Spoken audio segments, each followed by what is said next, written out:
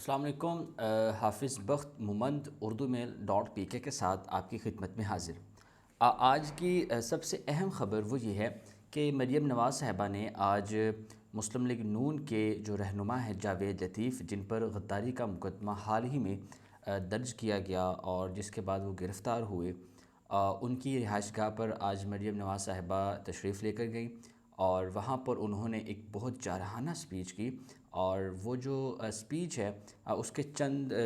جو ہے وہ نکات میں آپ کی خدمت میں عرض کرتا ہوں۔ مسلم لیگ نون کی نائب صدر مریم نواز شریف صاحبہ نے خطاب کرتے ہوئے کہا کہ جاوید لطیف نے آئین اور قانون اور حق کی بات کی ہے، جس کی وجہ سے ان کو غدار کہا گیا ہے، اور ان کا مزید یہ کہنا تھا کہ جاوید لطیف صاحب کو غدار نہیں کہا گیا، بلکہ یہ شیخ پورے کی عوام کو، جو جاوید لطیف کا ووٹر ہے، ان کو بھی غدار کہا گیا ہے۔ مریم نواز صاحبہ نے مزید جو ہے وہ غدار کی ایک ڈیفینیشن کی اور انہوں نے یہ کہا کہ غدار وہ ہے جنہوں نے کشمیر کا سودا کیا، غدار وہ ہے جنہوں نے رمضان کے مہینے میں عوام کو چینی کی لائنوں میں لگایا،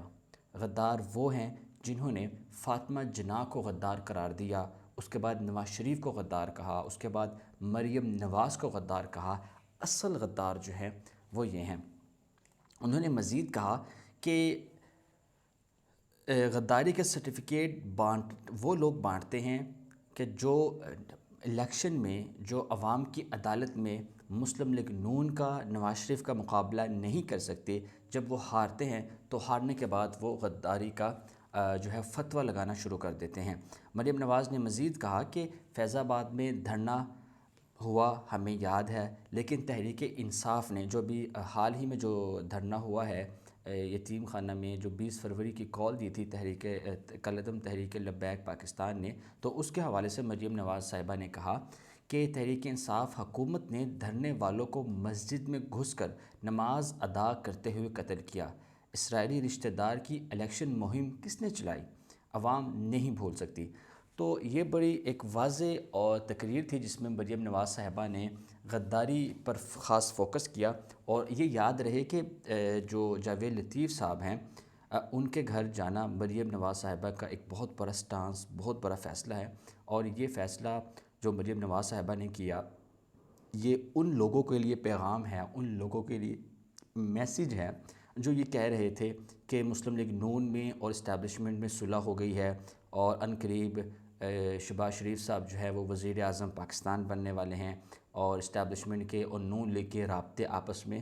بحال ہو چکے ہیں۔ لیکن آپ اگر آج مریم نواز صاحبہ کی تقریر کو دیکھیں، ان کے تقریر کے نکات اگر آپ دیکھیں، تو یہ بات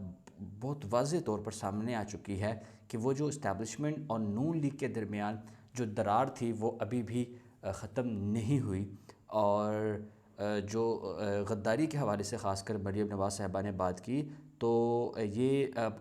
جو سیاسی لوگ ہیں، جو سیاست کو سمجھنے والے لوگ ہیں، اب وہ لوگ یہ بات بخوبی جان سکتے ہیں کہ مریم نواز صاحب کا اشارہ کس کی طرف تھا۔ جب مریم نواز صاحبہ نے کہا کہ فاطمہ جناح کو غدار قرار دیا گیا، تو یقیناً مریم نواز صاحبہ کا جو اشارہ تھا وہ ان قوتوں کی جانب تھا جن کے ساتھ مسلم لیگ نون کے آج کل تعلقات بالکل بھی ٹھیک نہیں ہیں۔